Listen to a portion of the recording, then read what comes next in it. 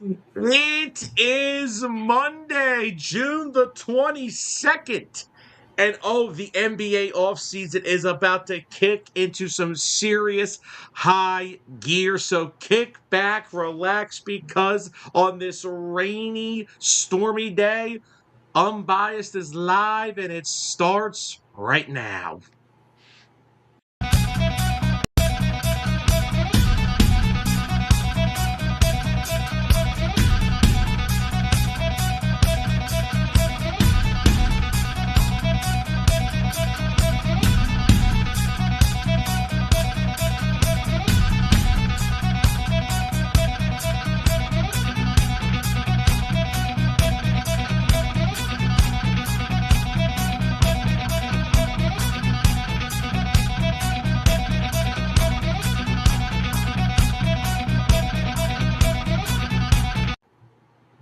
Hello, everybody. Happy Monday, and welcome back into another episode of Unbiased, only here on 609 Sports Talk Radio. Coming to you guys live tonight from what is a stormy, rainy, humid Hamilton, New Jersey. And of course, this is the show for all your unbiased sports talk that you guys need to start your week. As always, Sam Nelson, Tyler Adams. Tyler, happy Monday. I know you're not too happy about that, but how we doing? Can't complain. Watching some World Cup soccer. Currently watching a weather delay. Then the game starts at 5 o'clock. So, we'll see when that gets back up and going. Yeah, Phillies were supposed to first pitch at 6:40. That hasn't happened yet down in D.C., so good luck. Yeah, not looking good for a good start time. Looking like an 8 o'clock start time. So, but how was our weekend? Good. No complaints. Yeah, not any complaints over here as well. First off, before we get started, I want to wish a happy belated Father's Day to all the dads out there. Hope you guys all had good weekends, spending with the loved ones, the family, the wife, the kids. Hope you guys all had a great Father's Day yesterday. And Tyler, we got a lot to talk about tonight. Yes, we do. So we got a little bit of NFL contract stuff to go over there. Somebody broke the bank over the weekend. We'll talk about that later. Speaking of the World Cup, Tyler, Team USA beating Australia on Friday afternoon. We'll get into that as well. But to kick this show off, we have heavy, and I mean, I'm talking like thunderstorm heavy, NBA offseason stuff to talk about. There are rumors and reports and news already flying. Now, the NBA draft is tomorrow, which is a Tuesday, which means everything's going to happen tomorrow because we're on tonight. Everything happens tomorrow. Nothing happens tonight. We're not allowed to have breaking news on Mondays. Mm-hmm. Tyler, we got to start with the main topic. It's been the main topic for like 2 years now. Giannis Antetokounmpo. Good job. Or as Tony Khan would call him, Giannis Antetokounmpo. Go watch the clip when Giannis appeared on AEW. It is the funniest thing I've ever seen. Tony Khan was so yeeked up he didn't know how to pronounce his name. But anyway, yeah, pretty much. But anyway, Giannis, the reports, the rumors of him being moved have been circulating, it feels like, for 2 years now. Mm-hmm. We're in the Shams and Brian Windhorse. It looks like we are coming to a conclusion to these sweepstakes. The reports are that the Celtics are heavily involved and the Miami Heat are heavily involved, and this looks like it could become official by tomorrow evening's draft. Yep. So, since you decided you have a little Bleacher Report thing that you shared with me earlier, you got some things to talk about with Giannis. I'm sure you want him down in South Beach. Yes, I do. I'll give you the floor. Yeah, I mean, I've been saying this probably over the whole entire last year when all the rumors were swirling before if they were going to make a move for him before the trade deadline. And this is a Miami Heat team that, as we know, got knocked out of the play-in for the first time ever. They shouldn't have. The issue is them playing the whole course of a season just to make the play-in.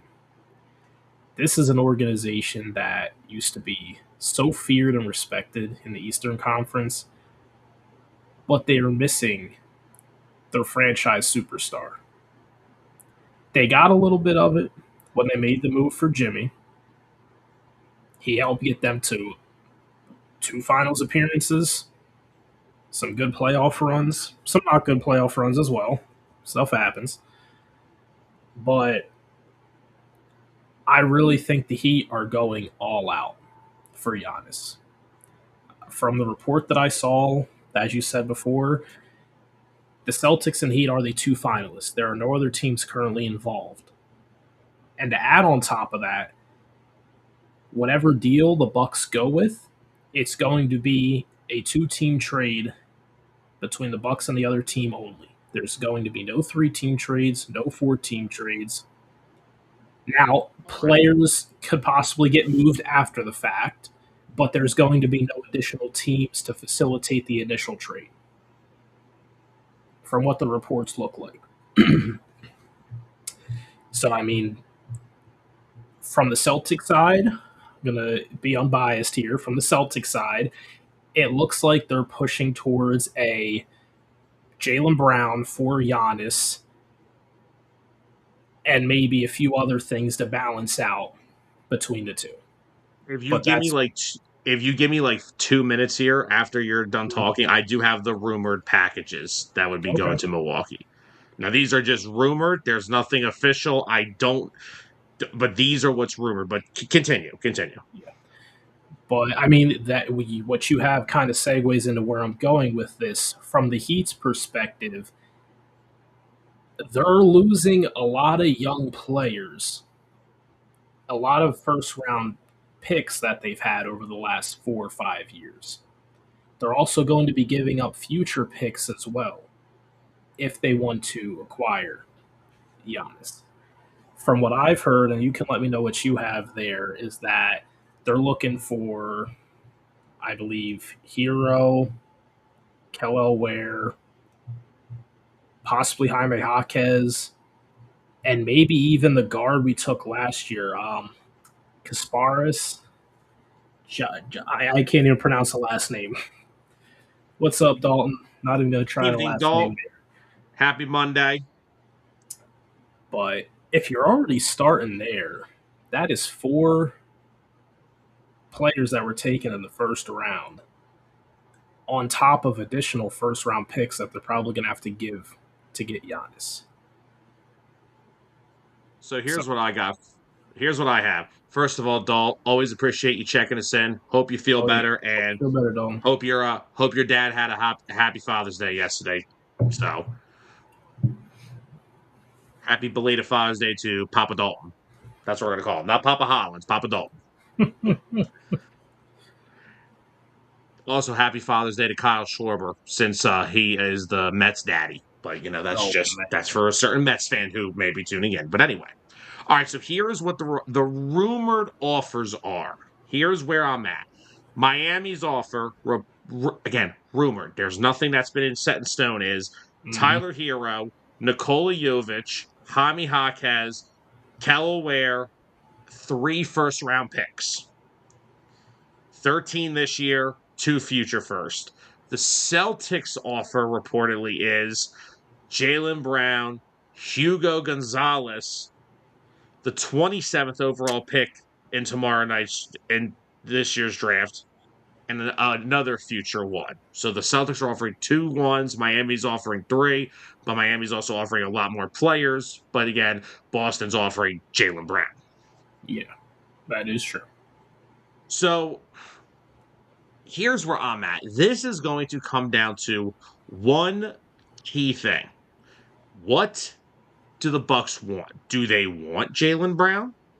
Do they want to go into that situation where they get now? Look, the Jaylen Brown in Boston. It's not ugly, but it is looking like that relationship is coming to an Yeah, end. Apparently, there are some frustrations in some things that he has said, especially saying that this year has been his favorite season. I don't know how you win an NBA championship one year, and your favorite year is blowing a 3-1 lead to the Oh, 76ers? he's got a last name in common with someone who he sounds similar to. AJ No, Brown. where?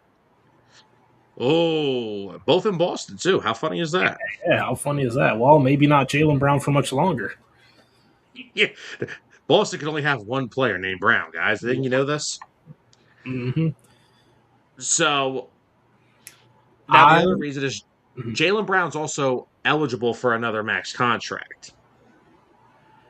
Now, you and I have both agreed in the past that Jaylen Brown, I believe, does not get the recognition around the league that he should. I think that, I mean, look what he did this past year. I thought he should have won MVP. And yeah, people can say that that sounds outlandish.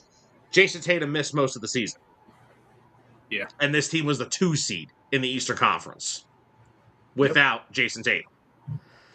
Now, realistically, would a franchise pick Jaylen Brown over Jason Tatum? No. Because as valuable as I believe Jaylen Brown is, Jason Tatum is still the best player on that team. He is. He is always So going to be looked at as the face of that team. if you're the Bucks, what are you looking for? Are you looking for the player to get back in return that kind of equals Giannis's production? Which I'm not saying Jaylen Brown is Giannis, but or and then you're gonna have to pay him a max contract. Do you want to have Jaylen Brown as your best player on a max contract, or do you want to tear this thing down, load up on draft capital, get some young players that have some promise? I mean, Jaime Jaquez was just in the running for sixth man of the year. Yeah.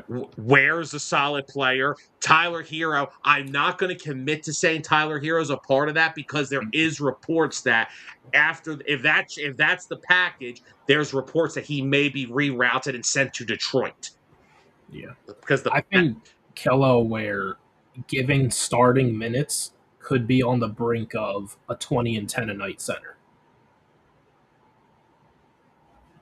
From how he performs in the paint, cleans up, good for mid range, and he can stretch the floor too.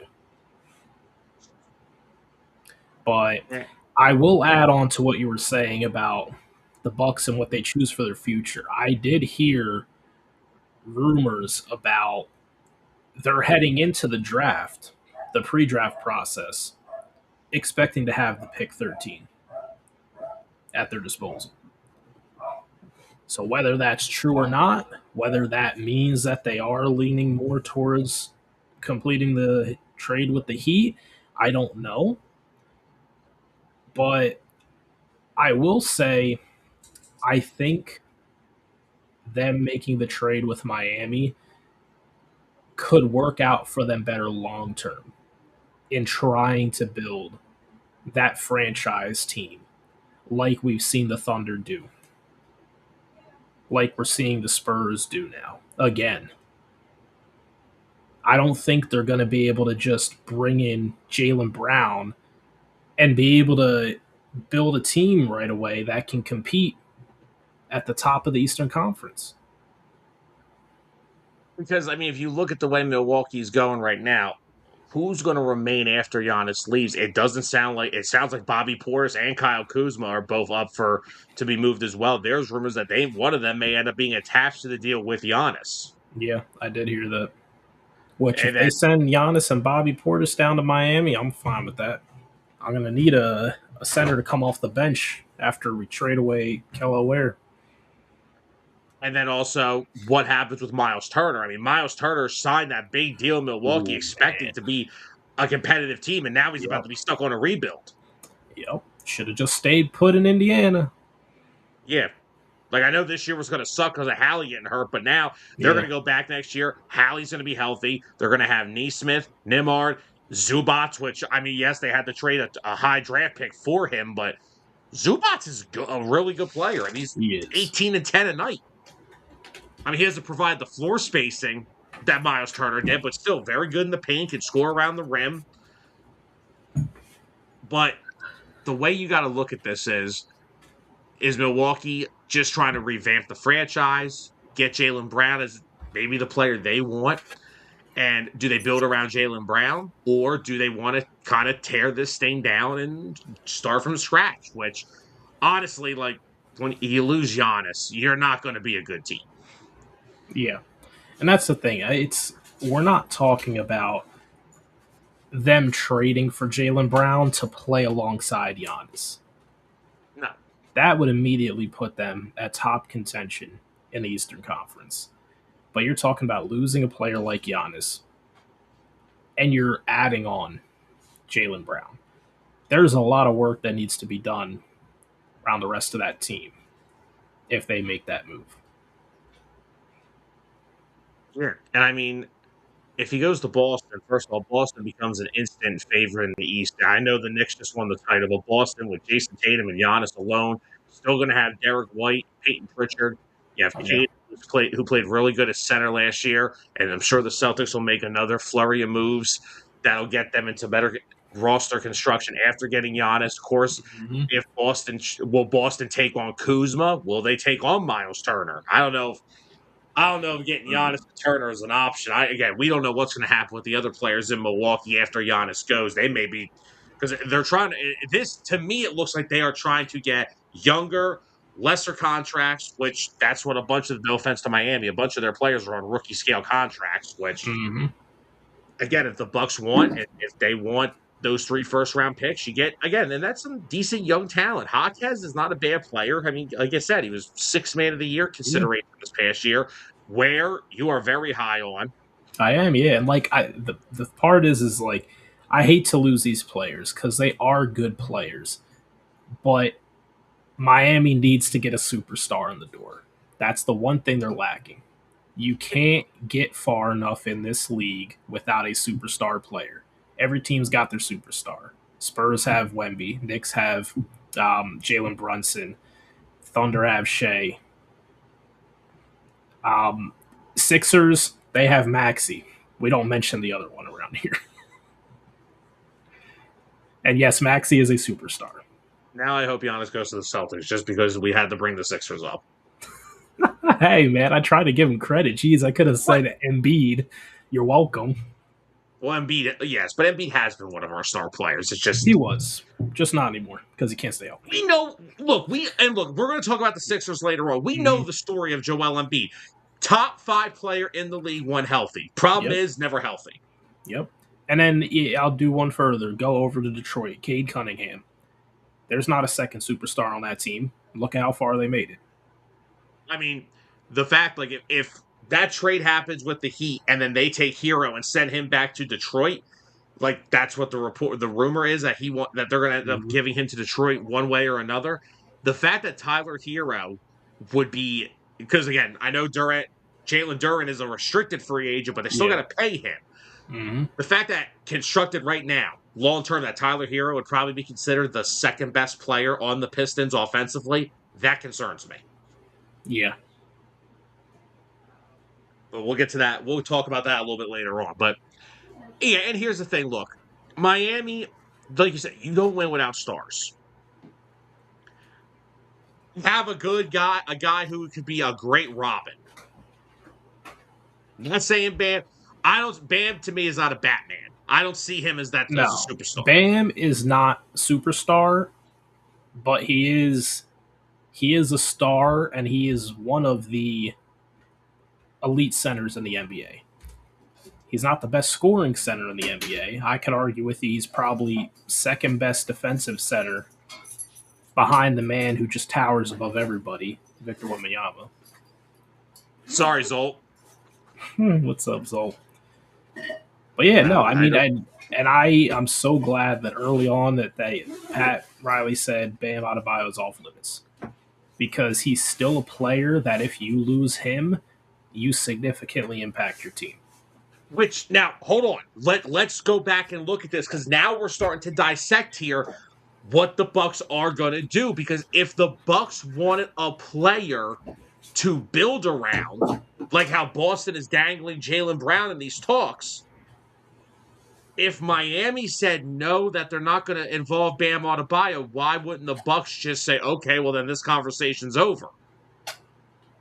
But the fact that they are still talking to Miami tells me they want to get younger, cheaper, and get more draft capital. So Hmm. that's what I'm saying. I don't think that the Bucks want Jaylen Brown. And some people on the surface could say that sounds ridiculous. Not if you don't believe that that puts you any bit closer to a contender. That look, if you're not contending in the East right now with Giannis, you're not doing it with Jaylen Brown as your best player. Yeah. And I hate to say that because I love Jaylen Brown. He has had one of the best ascends in a career we've ever seen. He was the third overall pick the year that Ben Simmons and Brandon Ingram went 1 and 2. People thought that it was a reach of a pick. They didn't think he'd ever be good offensively. Guy was an MVP candidate last year. Guy's a former Finals MVP, but guess what? The Bucks want to it looks like the Bucks want to go for a full-on rebuild. Hmm. So that's my point. Like, if the Bucks really did want Jaylen Brown that bad, they wouldn't even be talking to Miami because Miami's best player that they could offer back, they're not going to be willing to include him. Yeah.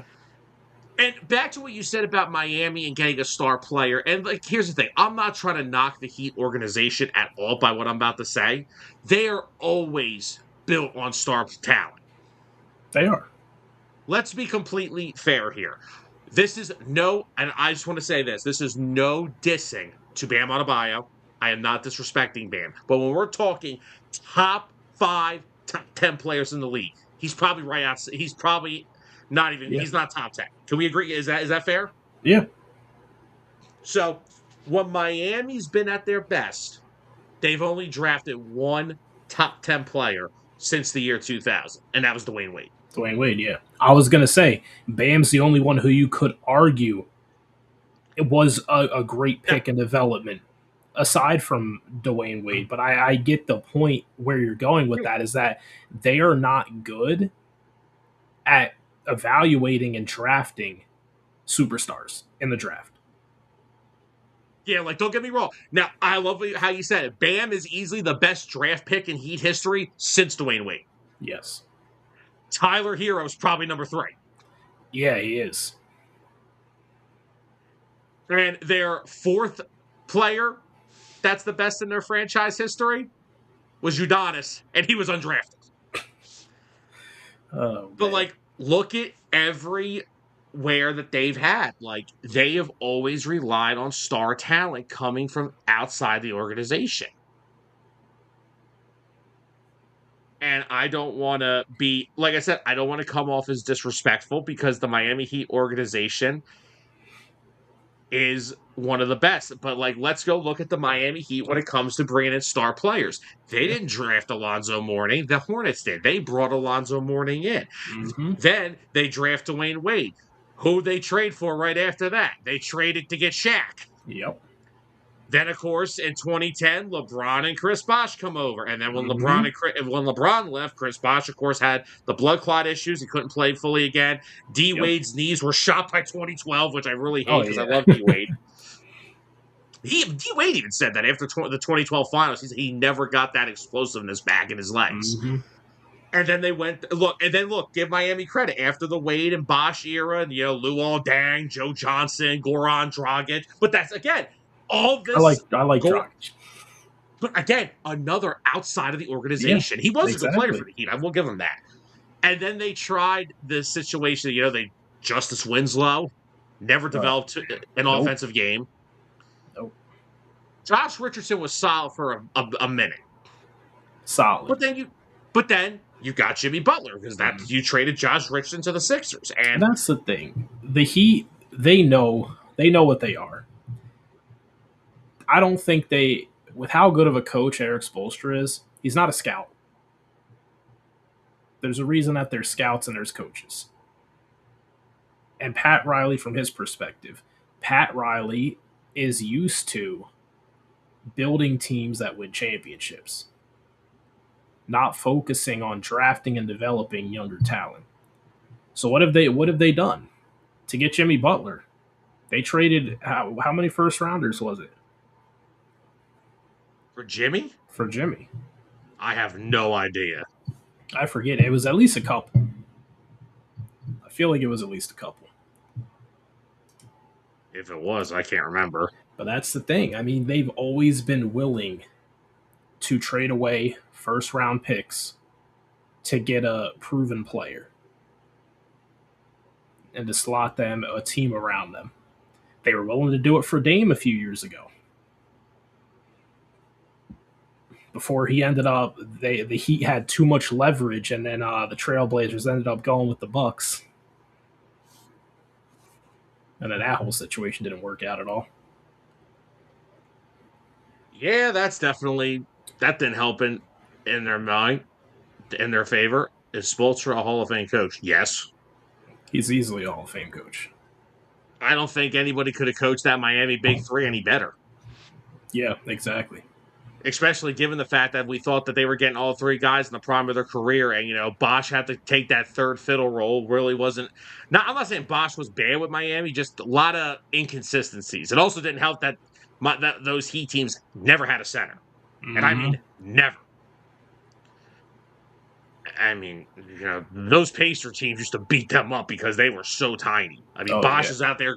We got Bosch out here guarding Roy Hibbert, who's like the size of Wemby, but he's almost the size of Shaq. And then they try and throw out Birdman to try. That was. hey! I will say, he was scrappy in my youthful days, because the Sixers always sucked and were never deep into the playoffs. You had no choice but to watch the LeBron James Miami Heat because they were always going to the NBA Finals. Birdman was pretty damn good for 10 to 15 minutes a game. Oh, yeah, he was. He'd come in for 15 minutes, get you 8 points and 6 rebounds in a blink of an eye. So Birdman was solid. But, I mean, they had Zydrunas Ilgauskas the first year of LeBron's tenure in Miami. He was 36. Yeah. They tried Joel Anthony, which, my God, what a disaster that was. And then they ended up just saying, and you know what they said? They're like, all right, we're just going to start Bosch at center, put Udonis at power forward, or start Shane Battier, and we're just going to kill teams by shooting threes. Yep. And it worked. And then LeBron's last year, they tried to replicate or revitalize the career of Greg Oden, and that never worked.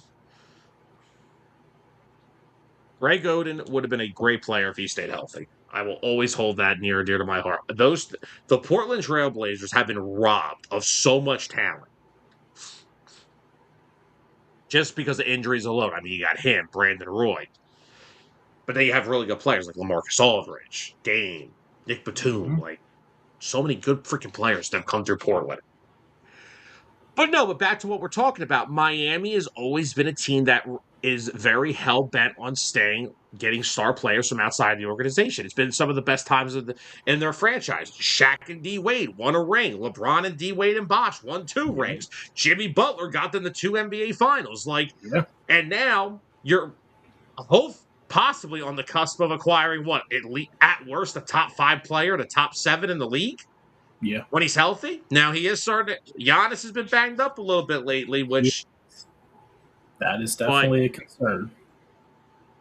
But the funny thing was that there were reports coming out that Miami said they want Giannis, but they don't want to completely gut their roster. Well, you can't have it. Yeah, I know. I saw that as well. So, I mean, there's going to be a price to pay if you want Giannis. That's what it is. Exactly. Like, what do you want to do? You can't. Yeah. It's either do you want to stay stuck in this cycle of, being 8th to 10th best team on the borderline of the play-in every postseason, and you keep your young players that really aren't going to develop into superstars. It doesn't make sense. And again, like I said before, I mean, Jaime Jaquez, I like him, love the role that he stepped into off the bench, 6 man. He had a great year last year. He can be replaceable. He's not an irreplaceable piece. Kello Ware, I think he has a lot of potential, just not on the Miami Heat, because he's not going to get enough playing time with Bam Adebayo. And Bam Adebayo is too good of a center in the league to pass up to put all your eggs in the basket for Kello Ware. So they definitely they have some decisions to make. I trust Pat Riley will make the right decisions. And I think the Heat will get back to competing in the East again. Of course, Miami also has other things to worry about. That, Norman Powell, is that another guy do they want to bring him back? I thought Norman Powell was very good last year. But, bringing in Giannis, talking about gutting a roster, Norman Powell would be a pretty solid number 3 option to bring back with Giannis and Bam. Yeah. I don't believe Wiggins is a free agent yet. I think we're a year away from that. Go I think find so. what's Andrew Wiggins' contract situation looking like? I'll see if I can find it. Anthony, yes, that's true, but here's the problem. The Miami Heat came out right away and said that they would not trade Bam Adebayo to the Bucks in this trade. So if the Bucks wanted to get a player back in return of value, Jaylen Brown is clearly one of the better players they can get back. Then why are they still talking with Miami? I don't think the Bucks want to get Jaylen Brown. I think they want to fully break this thing down, and I don't know if they truly want Jaylen Brown as the centerpiece of their franchise. I don't know if they do, because if they did, why are they talking to a Heat team that has to offer more draft picks and more players, but the players are significantly worse than Jaylen Brown? No disrespect, but Yeah, it that's the looks thing. like Wiggins had a player option for this 26-27 season, and it looks like he opted into it. Okay, so you still have Wiggins, who's honestly still at this point in his career a very Yeah, solid wing. exactly. When healthy, a very solid wing player.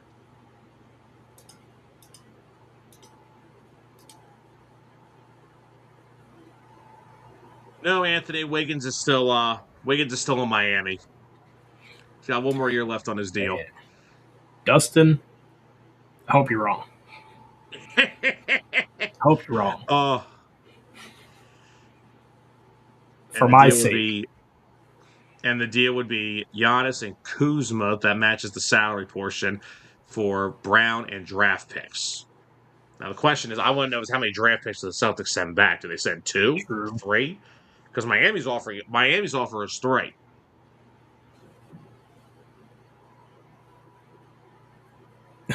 Imagine they just flip Brown to the Heat. I was going to say, let me ask you that question, right? If you don't get Giannis, I'm fine okay with that? Brown has that superstar factor to where if it means the Heat don't have to gut their roster as much, like let's say if they got Brown, they get rid of Hero, send him out, send out Jaquez. Maybe there's a chance you keep Kello. I'm not too sure, but I would definitely take, because we don't have a point guard. All we've done is just cycle these point guards year after year. This has been going back to Mario Chalmers. Tyler. We've never had a point guard. Tyler. Mario Chalmers, LeBron James was your point guard. What are you talking about? Exactly my point. No. You're right. They had 2 shooting guards on that team. They didn't have a point guard. It was just LeBron. Said to Mario Chalmers? Do me a favor. See that 3-point line? Stand there until LeBron passes the ball to your wide open behind. Man. What are you talking about? We didn't have a point guard. You got a point forward. I would love for them to finally get an actual point guard. And I'm actually so happy that is Dragic. That Trae Young, didn't he don't get me started with that freaking contract. He signed a deal today. Hey, I'm happy he did, because that means that the Heat can't consider him now. Thank you. Yeah, don't get me. That was not the option. I'd rather keep this roster the way it is, pick the best player for your team at 13 and run it back and get bounced again. What I can't believe is that the Wizards finally get off the worst contract in basketball, known as Bradley Beal, and they say, how can we make one significantly worse? They did it. So Dustin said it would be 3 first-round picks to Milwaukee as well as a future second. Mm-hmm. Oh, okay, yes, Anthony. That was Aaron Wiggins got traded from OKC to Atlanta last night. That's what he was talking about. Okay. Yeah. Okay, I got you, Anthony. But yeah, no, that was Wiggins from the Thunder who got traded. And Dustin said that's the holdup with the Miami talks. The Bucks want Tyler Hero over Bam, and that's true. I'm not watching a single game next year if Tyler Hero's on the floor. Okay, hold I'm on now. Hold on. Listen, if you just said that Tyler Hero would have to be involved, first of all, I would trade Tyler Hero for Giannis without a hesitation. yes. But if they feel that the Bucks will get Jaylen Brown and they don't want Jaylen Brown, if Miami feels like they can get Jaylen Brown and possibly keep Tyler Hero and Bam Adebayo, does that not still make you a better team? And then it probably maybe you still have some flexibility to bring back Norman Powell. Why not just start discussing a 3-team trade at that point? They don't want to do a 3-team trade. We've already had this conversation. Yeah. But like I mean, honestly, like either way, either way, we can make this simple or difficult. I'm going to try to make it simple. The it's the Miami NBA. There's Heat nothing simple about this stuff. need to acquire a superstar player. I'm not talking. It doesn't need to be a top 5 player in the league. If it's I have a top center you can 10, have. Sam, I need him to play more than 30 games in a season. Well, no, because what you can do is you can low manage him because Bam can just start at center most of the year and Joel will be ready for the playoffs. What playoffs? They're going to be bounced out of the 10th seed again. Okay. Anyway, make this simple for us now. No, that's the simple part. I need them to acquire a superstar player. I'm going to be generous, at least a top 12 player in the league.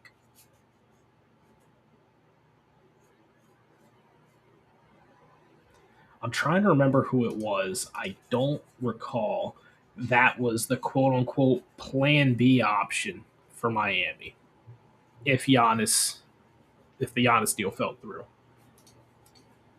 That is a good question. Like, I what would heard be Plan B? I heard rumors a while ago that it was Trae Young, but that was a long time ago. There was someone I saw more recently. I wouldn't touch Trae Young with a max contract. Oh wait, Wizards already did that. Okay, here's a good one. Dustin, I like this idea from Dustin. I know he's not a star player. Would you call them about Turner?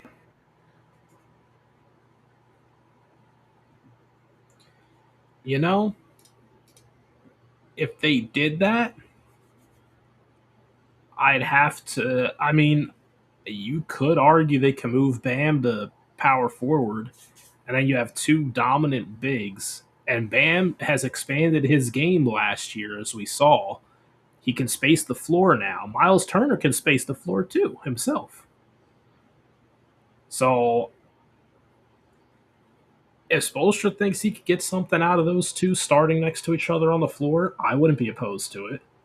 Well, hold on. Can we be completely honest about something? And I am meaning this in no disrespect. Miles Oh Turner my is a way gosh. better.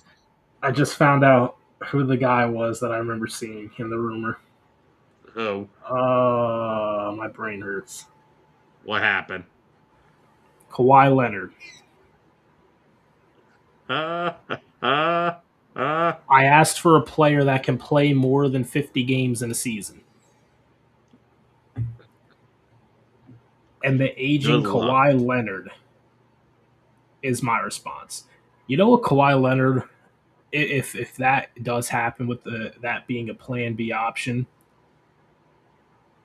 that reminds me of them trying to force the good years with Jimmy Butler.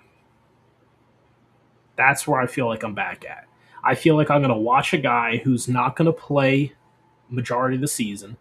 He's probably going to miss 20 something games. And then I'm going to see his knees fall apart in the postseason. I just.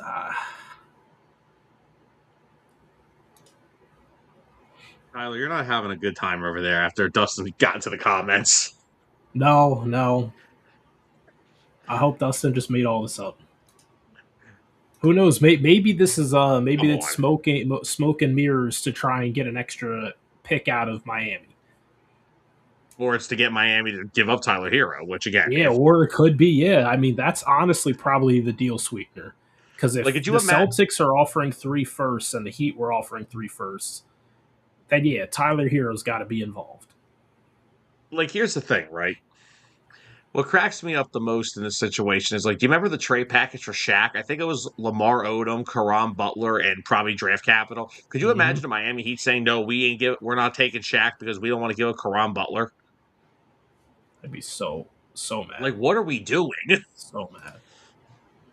So Anthony said, wasn't the problem the past years Brown and Tatum can't be on the same team? Two superstars could be the number one. Well, first of all, I have no idea where that started. I love people that say, oh, they can't be on the same team together. They won a championship like 3 years ago. The problem is Jaylen Brown is about to be up for a max contract, and the Celtics don't want to give it to him. That's the problem. Because if you have those two guys on those big max contracts, then you're kind of stuck. So they're trying to become more flexible.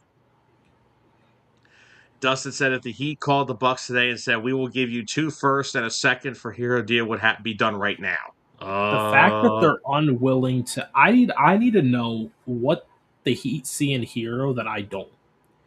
He is a great player. When he's healthy, he's effective on the court. He can score. And he's not a good defender, but he's a willing defender. Yeah, you got to be to But play in Miami. what is the fascination to where he is an immovable piece? I heard this back when they were trying to trade for Dame. They didn't want to give up Hero. Like, here's the thing. What cracks me up with the Miami Heat and Pat Riley, and look, first of all, number one, I have given the Miami Heat organization high praise. They love to win. The culture there is ridiculous. I think Spoelstra's one of the 5 best coaches currently in the NBA. He just doesn't have the players to show how good of a coach he still is. Yeah. Also, shout out to the Miami Heat for giving him his contract after his divorce. But what does Pat Riley think this is? Like, this LeBron's not walking through that door again. Hey, Nope. maybe there's your fallback option. Oh, brother, please. But No, that's my because point. guess what plan C is? John Morant.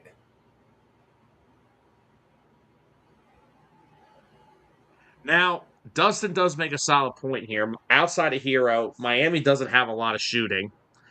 And now, hold on. If they are aware that they are going to get a deal, because remember, free agency kicks off next week. Mm-hmm.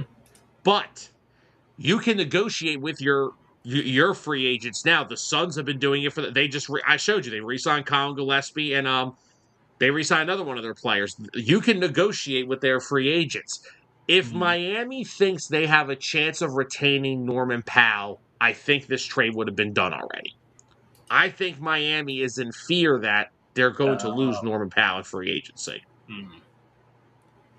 Yeah, and I mean, realistically, yes, they need to retain one of the two. I would like to retain Norman Powell because he's a better proven shooter from three and a more reliable scorer in general.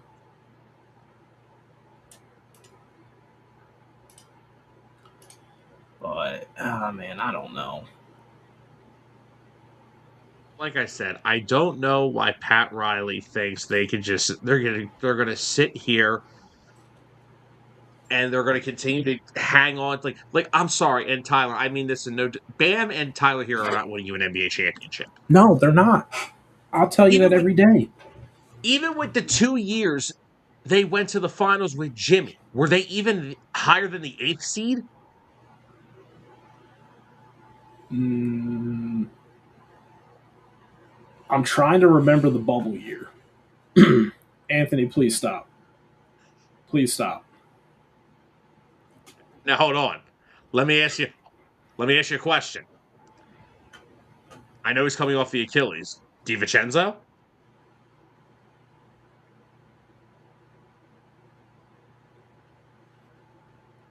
For in terms of what? Would you take him and Randall for Hero? You know what? I I'm hope the asking Sixers a trade question. Tyrese Maxey. I hope they trade Tyrese Maxey and they stick with Joel for the rest of his career. So what? 2 more years? Yeah. Dustin said the other big rumor swirling around is Josh Giddey to the team. That'd be the stupidest thing the Bulls could do. Hmm. to the T-Wolves for a first and second rounder. That hinges on Ayo Dosunmu and his interest to return to Chicago, as the T-Wolves could do a sign and trade for Giddey. You know what? You get Josh Giddey to pair with Anthony Edwards as that team's main top playmaker. I can see that.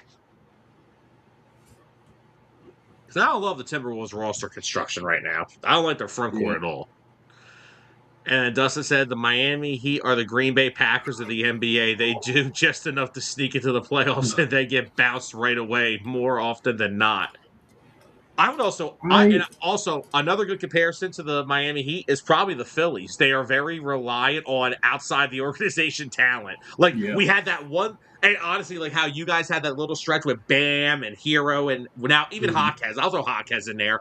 Like we had that one run with Utley and Rollins and Howard. We developed them. But like, look at my team now. Bryce Harper came from the Nationals. Kyle Schwarber came from the Nationals Yeah. slash Red Sox. Zach Wheeler came from the Mets. Like we don't. Jesus Luzardo came from the Marlins. Even Christopher Sanchez wasn't drafted by the Phillies. He was drafted by the Rays, and the Rays only traded him to the Phillies because they couldn't find a spot for him on the 40-man roster. Nice Mhm. going, Tampa. But that's the point. Like, what does Pat Riley think? Like, Mm. LeBron and D Wade are not coming through that door. Like, Yeah. So I will say, I was doing some comparing between Norman Powell and Tyler Hero. If I had to put faith in who I wanted to retain more, it would be Hero. Hero throughout his career since he's been drafted. I mean, his last, I want to say, 5 seasons, he's averaged 20 points minimum. And his best year came 2024, 2025, where he did play 77 games. And he averaged 23.9. And actually, it's been the last, oh yeah, I was right, 5 seasons. He's averaged 20 points. he's only 26? He's young. So I kind of get it. If they think they can get a deal done and retain Hero, if you're looking at Hero, Giannis, and Bam, you can fill out a team of role players around those three and have a good shot at competing. Still have Wiggins. Yeah, exactly. That's a good starting point. Yeah. And then, you lose out on Norman Powell. Okay. Tyler He's Hero, 33. he's been better than Norman Powell his whole career. Not to mention he's 7 years younger. Yeah, exactly. What, you And you drafted him when he was drafted him. 12? Yeah, we My God. drafted him when we drafted him at AAU. Pat Riley saw 2 threes in a row. He's like, holy crap, we got to get. Oh man. But either way, like, and I get retaining Tyler Hero if you can fill out the roster, but like, Miami has been a borderline playing team, even with Jimmy Yeah, Butler out there. What is exactly. stopping them from making this Yeah. move to get better? Like, Yeah, because I still go back to, okay, you don't want to lose Hero because he's a good player. But okay, then forget about Giannis. You're not going to get him. Have fun, being the seventh or eighth seed at best. however, I will say this: if you get Giannis, that does not help your shooting problems. You better, you got to surround him with a lot of shooting. They're not that bad at shooting. They've If you, taken a dive since losing, obviously, Duncan Robinson and Max Strus over the years. They have taken a little bit of a dive. but now if you're talking about getting Giannis, you are going to lose Tyler Hero, and you're probably going to lose Norman Powell in free agency. Yeah. So you are like, who is shooting the basketball on that team? I will say put some respect on Pell Larson coming off the bench. Okay, here we go. He's You talking to me? second year player. All right.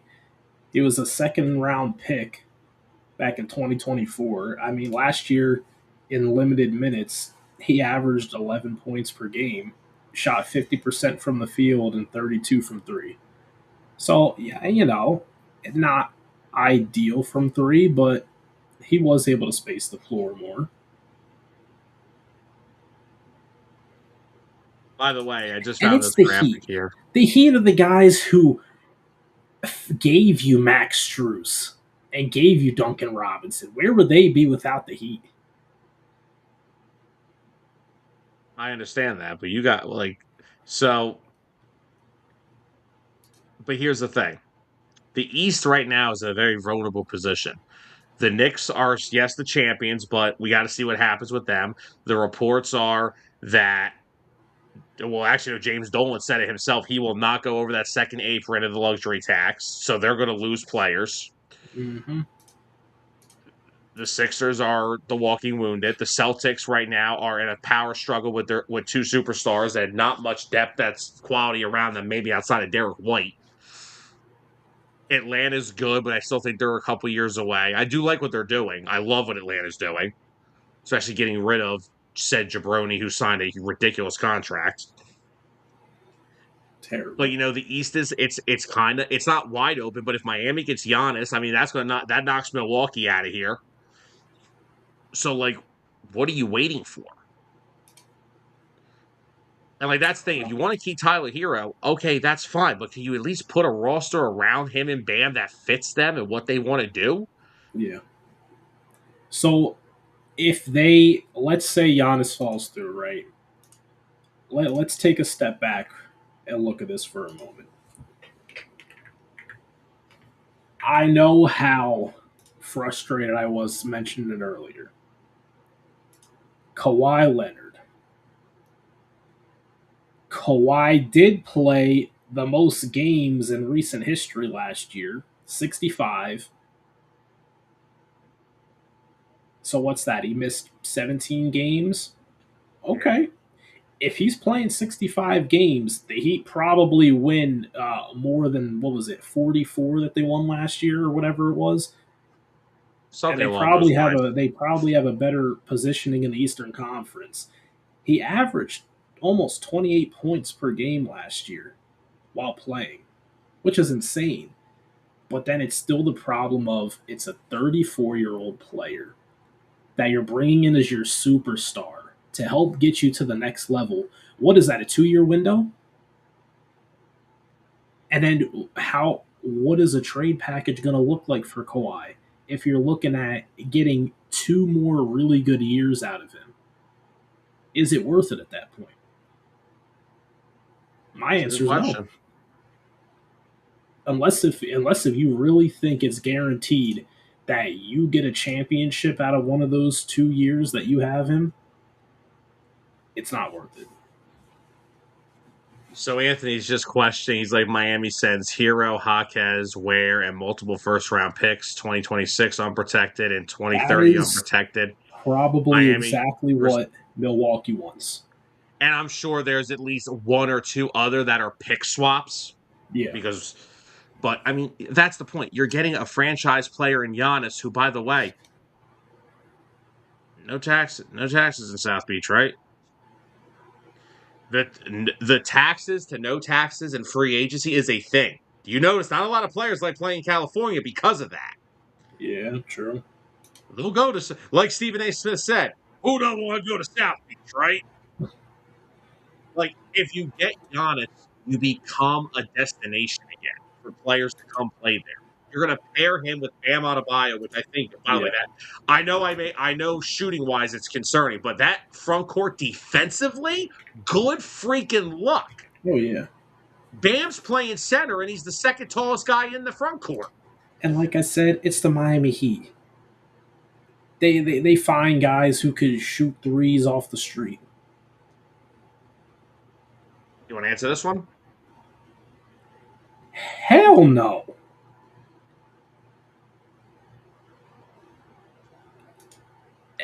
I'll trade for Embiid if I want to watch someone play 25 games. You say you needed a point. He tore his ACL, man. He's Yeah, not constantly not a always injured. He tore his for ACL. for a guy who his how do I put this? For a guy who needs to make his living off of his quickness and speed as a very shifty, masterful handles point guard, I'm not trusting a 34-year-old coming off of What did you say? It was a torn Achilles or ACL? Or is his ACL? ACL. Torn ACL. Nah. You know what? And Anthony, if we had to take on Thanos, Thanasis, whatever his name is, we'll bring him in.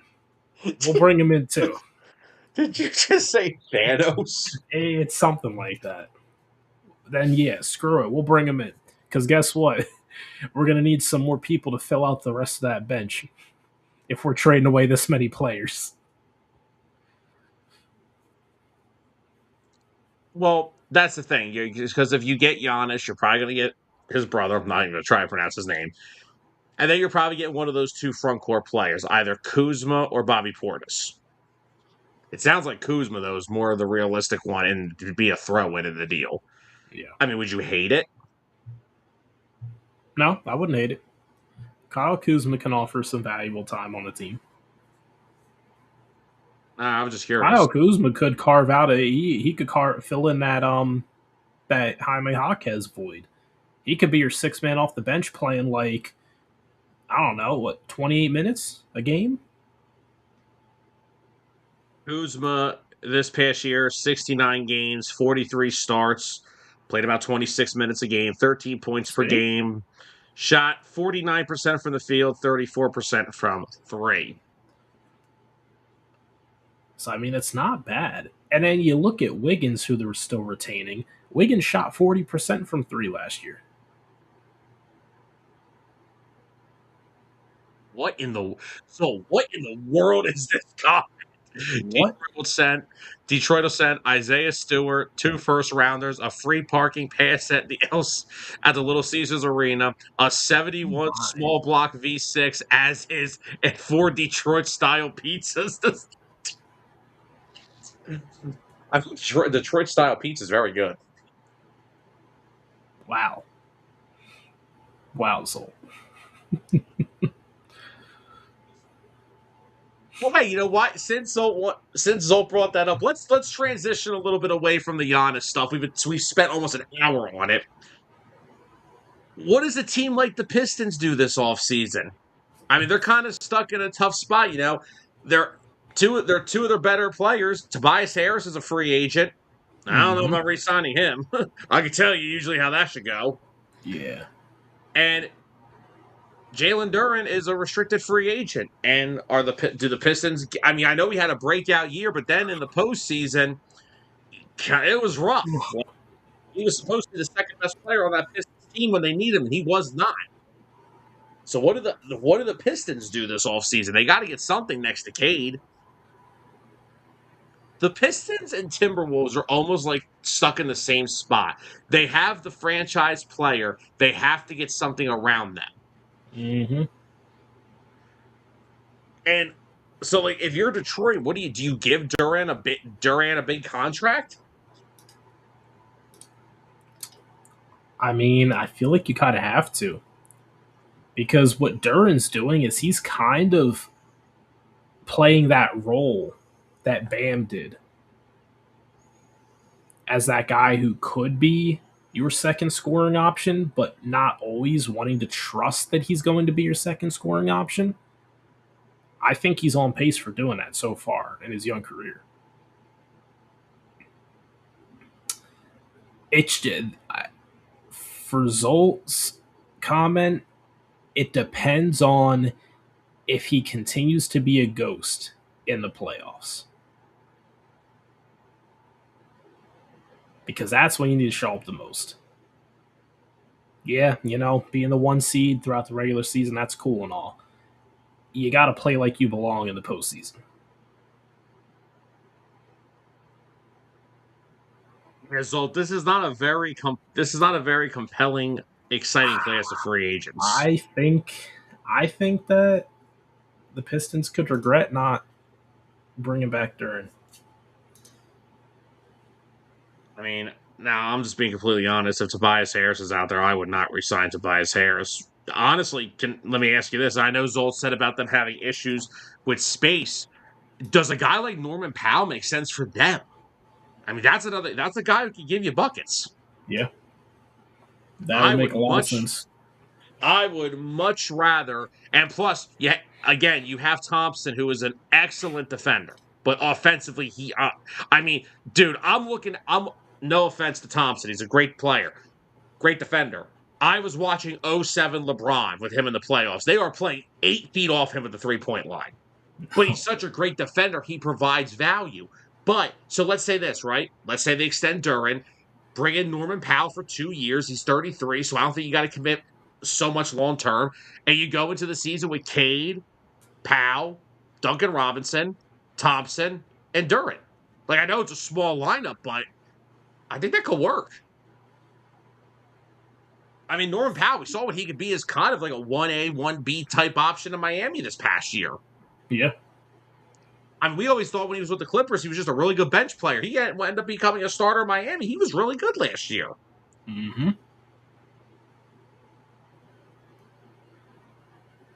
Oh, my God. Anthony said if Hero goes, he's going to turn into an edge. Jeez. So Anthony, that means he's going to get powerbombed off the stage by Kevin Owens?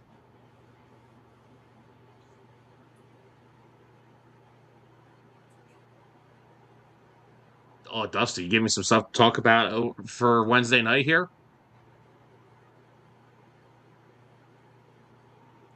And Zold said, have you have someone that can take the pressure off? Yeah, you do. And so, like I said, Yeah. I don't know if I wouldn't say Norman Powell is a superstar, but I mean, he averaged over 20 points a game last year. I think Norman Powell is a better fit for Detroit than Tobias Harris. Because if you're asking Tobias Harris to be the second best player on a team, let me just tell you this. I couldn't get Tobias Harris to be the fifth best player on a team. But so, like, if you get Norman Powell, you're getting a guy that can give you baskets, who can shoot the ball from outside consistently. Duncan Robinson could be your 3-point shooter. I won't say a 3-and-D wing because I don't know what defense he plays. There's no defense. No defense. So there's 3 and no D. Honor of Mikey. But because if Mikey was here, he'd say it. Oh, I know. But that's my point now. Powell comes over, get another guy who can give you 20. You have Cade, Duncan Robinson, who can provide you excellent 3-point shooting. Thompson, elite defender. Duran, hopefully he can build off this strong year. So then you have Cade as your one, and then Duran and Powell can kind of be that 1B, 1C situation. Whoever on a good night could be your number 2 scorer, which is it ideal? No. But do I think they could get past the Cavs last year if they had Norman Powell? I think so. Oh, yeah. Mm-hmm. It's another team we have to look at. Cleveland. What do they do this offseason? I mean, they're kind of in a weird spot, I mean, got to the conference finals, got completely bounced out of there by the Knicks, but I still love Evan Mobley as a player. I think his potential hasn't even been close to being reached yet. You have Donovan Mitchell. You got some good wing players like Dean Wade and Merrill and Strus, but Dustin just brought up saying there was a report. I would have to ask you, what in the world would they want Jalen Duran for? Yeah, I don't like that. I don't like that idea at all. He's a poor man's Adebayo. Not trying to disrespect him, because he can still be. Jalen Duran is still on track to be an elite center in this league. The fact that he can give you 20 and 10 a night, but he's not Adebayo. He doesn't provide anything that Adebayo doesn't do already. So that would have been a horrible fit. I would have hung the phone up immediately. Yeah, Dustin, as long as James Harden is on a team, I probably would say you're screwed. That's what I need the Heat to do. Stay as far away from him as possible. That better not be the superstar that they fall back on. Well, here's the thing. He's not a superstar. Here's the thing. Harden does have a player option for this upcoming season, which the rumors are that he is expected to opt out of it. But the problem is it's only just so the Cavs can sign him to a longer-term contract for less money to keep flexibility. Flexibility for LeBron. Yes. Dude, the only way that I would say to keep Harden is if you are getting LeBron. Because I don't like the Cavs roster currently constructed. Like I said, James Harden, I don't think will ever equal a championship, no matter what role he plays, because at some point he gets fed up with something, whether it's the organization or a player, it doesn't matter. But Yeah. now, if you are in the sweepstakes to get LeBron, maybe that's okay. But again, we don't know for sure what LeBron is going to do. LeBron still may contemplate retiring. And if he does, there's still going to be things that he does. Does he want to go back to Cleveland? Does he want to stay in LA? We don't know yet. Oh, Tyler, here, answer this question. There's a good question for you. If you don't get Giannis, would you settle for Anthony Davis? Which Anthony Davis am I getting? Great question. It's a very valid question. People clown on AD a lot, and yes, he is like paper mache. You could poke the dude, and he might go down for a week. But which AD am I getting?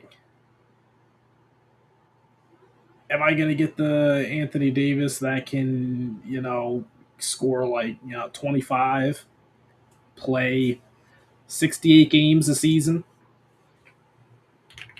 If so, yeah, that's a backup option if Giannis doesn't stick.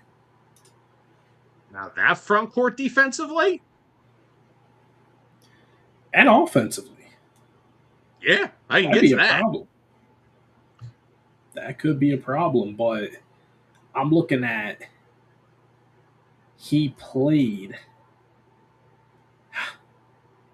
a total of 51 games from when he was traded from the Lakers to the 9 games he played in Dallas. And then he Did he get played hurt like three? 20, Did he get? 20 games Ugh. last year with Dallas before being traded to the Wizards and not playing a single game. Well, Trae Young didn't barely play with the Wizards either. Yes, exactly. The Wizards, was always about loading up this year. They have the number one overall pick, which most likely will be AJ DeBansa. Which, Yeah. by the way, that kid is a. This is Oh, probably one of yeah. the best draft classes we've had in a long time. hmm I think there's going to be at least a handful of future superstars in this draft. And I'm talking like top 8 in the league in the future. I agree. I think it's one of the better draft classes we've had in a long time. But But now Zold asked a question. if I get an AD that can give me at least 65 games, sure, see what it does. As long as they're not giving up too much to get him. Because I don't know. I'm not giving up much for AD at this point in his career. And, you could be generous. You could trade Kello Ware to the Wizards, get them another young center. Because they have who's that other kid? R. Czar. He's good. Car. Yeah, It's been he's it's been a good. very long day. He can play. Alex, so yeah, So Sark yeah, definitely played. I mean, he did, or he got hurt. He is recovering from an injury, but I mean, all right. So Zolt asked the question is, can we take the 1 seed team and turn it into a playoff winning squad, or do we need to take a year and deconstruct a couple of positions and rebuild for the postseason? It is a good question, Zolt, and I mean, I don't know. Because, Duncan Robinson is one guy to look at because he's a great shooter, but in the playoffs, you still have to defend. He does not do that well. Jalen Duren, do you want to pay him based off that one good season? But the problem is in that one good season in the playoffs, the Cavs front court exposed him. yep. And so that's something you have to look at. That's the questions you have to ask yourself. So also said back about James Harden is that Cleveland is going to Cleveland. That is true. Dustin said as of 1 hour ago, Hero to the Pistons is gaining steam. It has been. And Anthony said AJ and Trae Young and the star that's Magic. Yeah, I don't know about Trae. I'm not a Trae Young guy. Never have been. Dustin said, I will bet my mortgage on this. AJ DeBansa will be a bust. The best player in this draft class is Peterson from Kansas. The most NBA ready prospect is Cam Boozer. Highest upside is Caleb Williams. Whoa, that's a lot. And Dustin just went completely crazy there. I still think DeBansa's a great player. I think he'll be a good player too. I will say one of my I agree with the point of Cam Boozer though. I think Boozer is the most NBA ready prospect. Yeah, yeah. And if he falls to Chicago, that's a big get for them because Chicago needs help. I don't like the NBA when the Bulls suck. Let me just say that. I like the NBA Hold when the on, the Bulls are Bulls have sucked for how long? good. Since D Rose went down. But that's my point. Like I like the NBA better when the Chicago Bulls are a competitive team. All right, so we talked about or a minute. We brought up LeBron James, and we have to wait and see what his decision will be. Will he go back to LA? Will he go back home to Cleveland? Will he play next year? But Anthony, don't put me in there. Don't put us in that. We are not real estate men. Let's not do this. What about the Lakers, Tyler? Interesting offseason. Does LeBron go back? I don't think so. I think we're very close to LeBron James calling it a career. I think he will end it in Cleveland still. Still holding out hope. Hold on, real quickly. Dustin, if Tyler loses Giannis to the other team in Florida, he will not be on this show for a month. I won't watch a single game. And definitely not when they play Orlando for their season opener. For the 16th time in 18 years. I feel like ever since Dustin came in the chat, you have really had a really rough show. Dustin's making it difficult for me right now. You were very optimistic in the first 20 minutes for the first 15 minutes of I tonight. was. You know what? I'm still optimistic. They're getting the deal done. Another interesting option for Giannis. Oh, Anthony. Anthony, usually that would help you play better in the season, unless maybe you just can't play. Unless it's a Kardashian. Yeah, Kylie going from a Lakers fan to a Knicks fan. What that family's used to transitions. Anyway, Whoa. Let me ask you this: I'll go back to the Lakers in a second. Giannis, I have another option here for a trade destination. What about Oklahoma City? You better continue explaining. Well, hear me out. They have some young players that they would definitely be willing to trade for Giannis. Maybe Williams, Mm-hmm. maybe Chet Holmgren. I don't think Chet would be a very realistic option, but they have a bunch of role players on their bench. You get Giannis. You still have Caruso. You still have Hartenstein. And Tyler, we have to be unrealistic about something here. They are going to have to go up against Victor Wembanyama for the next 10 years. Chet Holmgren showed you what happens when you go up against Victor Wembanyama. One shot, makes 1 out of 2 shots in a whole game, and barely grabs any rebounds and doesn't block crap. I guess Giannis could be an answer. And also, who on Oklahoma City can guard Wemby with the outside of 10 feet? You know Hartenstein what? outside 10 I feet. got something for you. How about the Thunder just go out and get Mitch Robinson?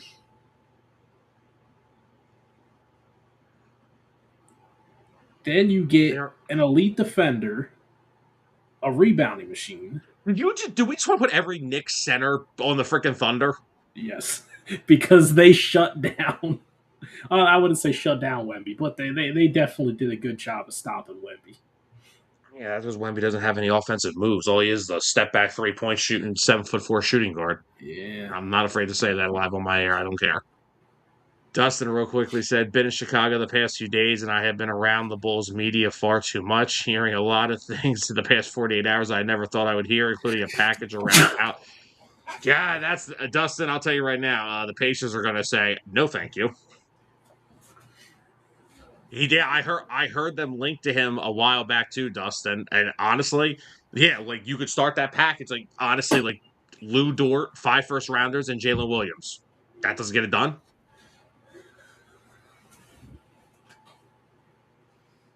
And Dustin also said the Bucks want players back, but they want picks. More importantly, the Thunder have the assets. Yes, because the Thunder have all these assets from the idiotic Paul George trade. Yep. That's what I'm saying. If Giannis goes to OKC, you have somebody who can that will easily put them right up there with San Antonio next year.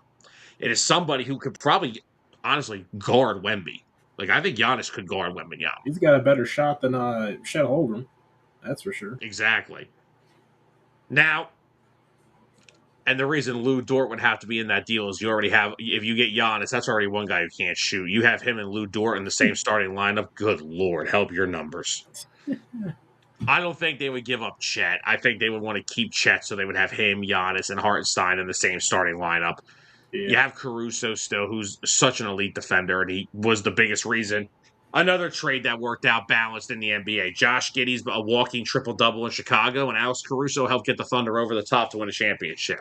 But and again, like we said, the Spurs are going to be here for a long time with Wemby and Harper and Castle and all those young players. You go get Giannis and pair him with Shea, that is dangerous. So I think OKC makes a lot of sense. Now, where does this lead to? We'll have to wait and see. But let's go back for a sec. Let's go back to hold on real quick. Anthony said he's got 5 teams for Giannis: Pacers, T-Wolves, Boston, Houston, Cleveland. Oh, thanks, Anthony. Pacers don't have the draft capital to do it. They already traded their first round pick this year for Zubats. Plus, I don't think Indiana's really in on this. Timberwolves, they should, because I would love for them to actually give Anthony Edwards a legit number 2 to play with, not named Julius Randle. Thank you very much. Boston, of course. Houston would make sense if they don't want to stick with KD. If they want to move KD, then yes, I could see it. But as long as KD's in Houston, I think that's where they're kind of settled. They need a point guard. They don't need Giannis. They need somebody who the Fred VanVleet injury last year killed their entire season because they didn't have a point guard. Mm-hmm. Here's the thing with Cleveland. I think the talks with Cleveland would start with Mobley, and I don't think Cleveland would want to give up Evan Mobley in this deal. You could try starting with Jared Allen, but I highly doubt that he would get you a phone call. So I don't think that makes a lot of sense. Let's go back to what we were a second ago before we all came up with like hypothetical Giannis trades that had nothing to do with the Miami Heat that annoyed Tyler for about 5 minutes. How about those Lakers? If LeBron doesn't go back, what direction are they looking? They're another team that's been linked to Jalen Duren. The Lakers have needed a center for the longest time. Yeah, I mean it's something that Luka's kind of been looking forward to. Luka needs someone to grab the boards for him and pass it back out, give him more chances.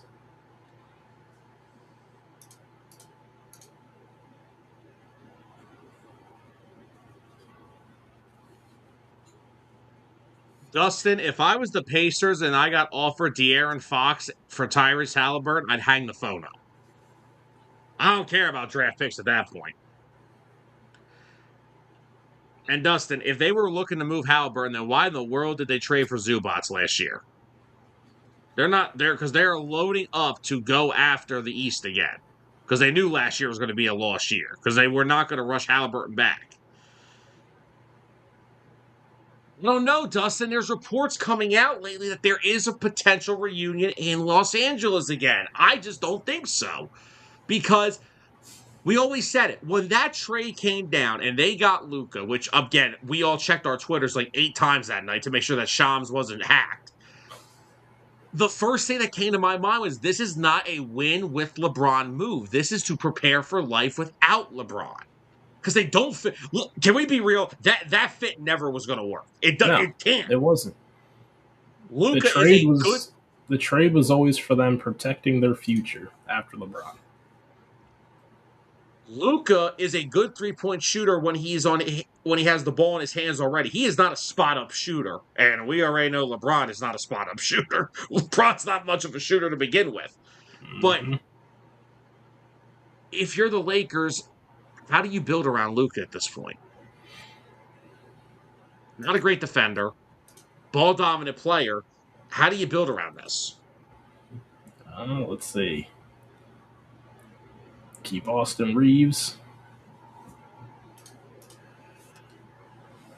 Yeah, Anthony, it doesn't Bring look like in Rui Hachimura is going back to the Lakers. bring in Duran. Or maybe if the Bucks do go rebuild mode, what if they try to see if they're willing to move Miles Turner? Dustin, we said this. We said this a while back about when we had that topic about LeBron. I think the Mm-hmm. Cavs could be a finals contender if he goes back to Cleveland. And honestly, I'll just say this: they won't do this because LeBron's in his 40s. If Jared Allen was moved to the bench or got traded for a better piece, I think they would still be a championship caliber team. But anyway, back to what you were saying about Luka and the Lakers. If you look at if they can find a way to swing something for Jalen Duren, here's the thing. Luka, and this is no disrespect, Luka is not just a bad defender. He's a terrible defender. Let's just call it how it is. This still does not justify the Mavericks trading him. Look, if people still think that trade was a good idea, if it was such a great trade idea, then why'd they fire every single person that has something to do with it? The league said, okay, here's your number 1 overall pick. Here's Cooper Flag. Now get out.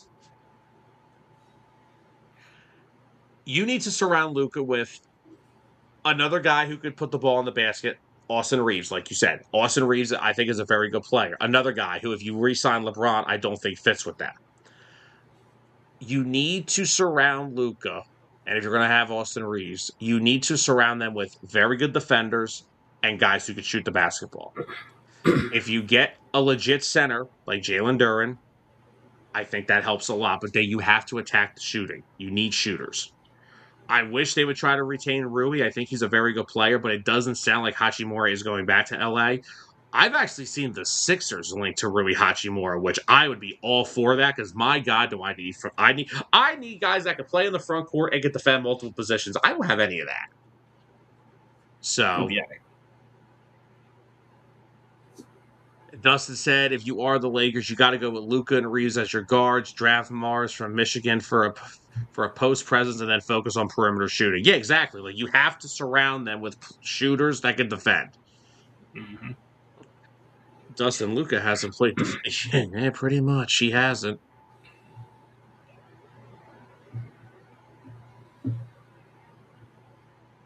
Anthony, I'm not saying even if you didn't trade him, if you just moved him to the bench, I don't like. I'm still not the biggest fan of Jared Allen's fit next to Mobley. I think Mobley at the 5 is Yeah. a better. It has more potential to be a way to get the Cavs over the hump because he can shoot the ball from the outside enough. He can post up. Jared Allen is a run, jump, and dunk guy. And when you have guys like Mitchell and Harden, if you were to get LeBron, that's 3 guys that even though they will take their fair share of outside shots, still like to get to the basket. Kind of Yeah. hard to get to the basket when your starting center can't do anything outside of 5 feet. It's no disrespect. Jared Allen's a good center. But, again, got to think about fit to a team. But yeah, no, like the Lakers roster, like I know they won a championship in 2020. I get that, but like the roster has been a mess ever since then. They don't construct it well. They don't have shooting. They don't have a legit. They haven't had their best centers during LeBron's tenure was that year of Dwight Howard and JaVale McGee. Like that was the last time they had a legit center. Like AD was playing center, and I don't know. It's going to be very interesting to see where they go from here. And again, it's all going to depend on does LeBron want to come back to LA, which again, we don't know. We'll have to wait and see. But if I was the Lakers, I would personally just move. I would personally move on. I think they're good. Got Reeves, broke out last year, had a big year. Luka's there, and then you go from there. See what you can do. But you have to add shooting. You need to add a big guy who can defend the basket, can run the pick and roll with Luka, and you go from there. Now, let's back over to the East for a minute here. Let's talk about the champs. I mean, everyone's going to be gunning for them now, and they're gonna lose players. I mean, like we said, James Dolan already said, I ain't going over that second apron. Now, yeah, still gonna have Brunson, McKell, Hart, OG, Cat. However, if you notice something, Mike Brown doesn't shorten his bench a lot in the playoffs. He still likes to give his guys their run. What happens to that bench now? Mitchell Robinson, Jose Gone. Alvarado, Landry Shamet, Jordan Clarkson. Guys all They, play they could pivotal roles for probably that team. keep Shamit. Probably, yeah, you could maybe. But after the postseason he had, guys get paid for postseason performance. I guess, but come on, it's Landry Shamit. Okay. Tyler, Colin Gillespie just got paid $48 million for 4 years because he had one decent year where he shot 40% from three. If you can shoot the ball from outside at least 35%, you're going to get paid double. You're going to get paid. What's going to kill it, though, is Mitchell Robinson. See, what scares me with Mitchell Robinson, I like Mitchell Robinson. He's going to get paid average starting center money, and I don't like that role for him. Yeah. They tried making him a starting center. He got hurt every time. Mm-hmm. I thought that 18 to 20 minutes that he played off their bench, spending Cat was perfect for him. And now, I mean, look, if he can stay healthy, a team that's getting him is getting a rim protector who can at least run the floor. Do the Lakers look into that? Is that something the Lakers? That seems to me like a move the Lakers should be all over. Yeah, I mentioned earlier. I think Mitchell Robinson, they could probably take a look at him too. Getting a guy like him or like Jared Allen, that would be ideal for them. Yeah, I just don't know what they would. I don't think that's that. The only problem with that is I don't think they have much to offer Cleveland Yeah. for Jared Allen. So yeah, I mean, yeah, might as well just sign a guy in free agency where you don't have to give up draft capital or players, which they don't have either. So, but I'm just saying, like I know you're saying it's just Landry Shamet, it's just Jose Alvarado, but these guys all provided depth off that bench, and like I said, Mike Brown did not shorten his rotation a lot in the playoffs. He still ran all those guys off the bench. Robinson, Shamet, McBride. Like he ran these guys going all the way into the finals. And like Alvarado came into the deadline, was a scrappy player for them. They're gonna lose guys like that. And yes, the starting five will still play well, but having that, are they going to be the same? They all got to play 45 minutes a game because they're not the deepest team like they were last year. That hurts teams. It Lack of does. depth hurts teams. It's been killing the Sixers for 5 years. Yep. Speaking of which, let's talk about the Sixers. You know, Have at it. and I know it. It's been a little busy of a time. Mike. Daryl Morey out, Elton Brand out, Mike Gansey in, Jameer Nelson in. So the front office has gone over a lot. Like I said, I really haven't had a lot of chance to talk about the Sixers since they started overhauling their front office. I mean, Mike Gansey was a guy who worked in Cleveland. He moved up countless years during his time in Cleveland, moved up all the way up to their general manager position. Of course, now he gets promoted here. He's now the president for the Sixers of basketball operations. Jameer Nelson takes Elton Brand's job. Elton Brand is taking a new spot in Harris Blitzer sports section of their company. Thank God. I know Elton Brand will always be the guy he was just the figurehead for Daryl Morey. He didn't do much. Yes, but here's the problem with Elton Brand. Elton Brand was still the guy that gave Tobias Harris a max contract. That is what I will always remember from Elton Brand.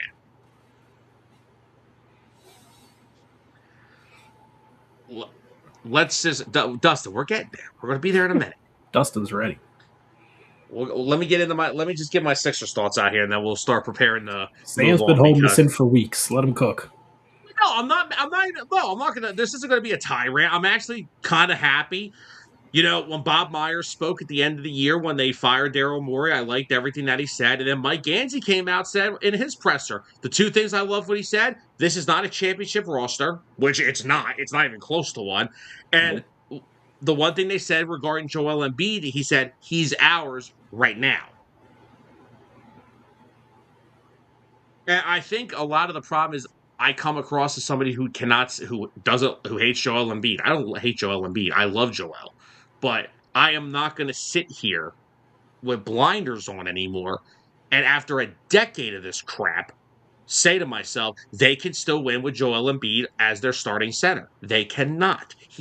Joel Embiid cannot be the best player on a championship team. He can't be two, and he can't be three. You know why? Because he hasn't played enough games anymore. Like I said earlier on in the year, I think you will be lucky if you ever see Joel Embiid play 50 games in a season again. His body is that broken down and damaged. And I hate to say it. I know it hurts the people to hear this, but the other thing I like what Gansey's done, they were building a team in Cleveland around two dominant guards with Mitchell and Darius Garland. Now, yes, they traded to get Harden, but I don't think that was a Gansey call. That was from up top. Yeah. But I like the fact that he is familiar with having your two best players be guards, which for the Sixers it is Tyrese Maxey, VJ Edgecombe. What happens with Paul George and Joel Embiid this offseason? I don't know. I don't think Joel's going to get moved. I think Paul George has a better chance of it, but again, Let's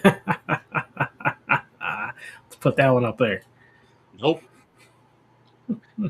Doing it.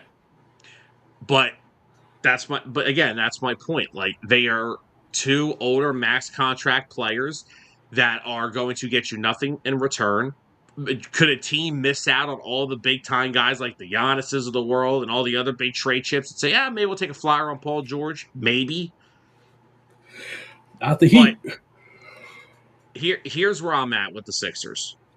I am happy with Mike Gansey officially realizing, hey, we're not a championship team, and the guys that are here for right now.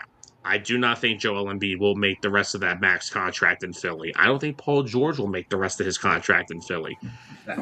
All I can ask right now, Tyrese Maxey is your best player. Whether you can win a championship or not with him as your best player, that is to be determined. But that is a starting point. Like Tyler Hero, he's only still 25, 26 years old. VJ Edgecombe, if you are not excited for what he showed his rookie season, I don't know what you were looking for. Starting tomorrow, you own the 22nd overall pick in the draft. You have to start drafting controllable young talent that fits with this regime. You have two guards that will play well together. You need to start adding either wings that can play the small forward, power forward position that can defend and shoot the ball well, or at number 22, you have to draft a big guy.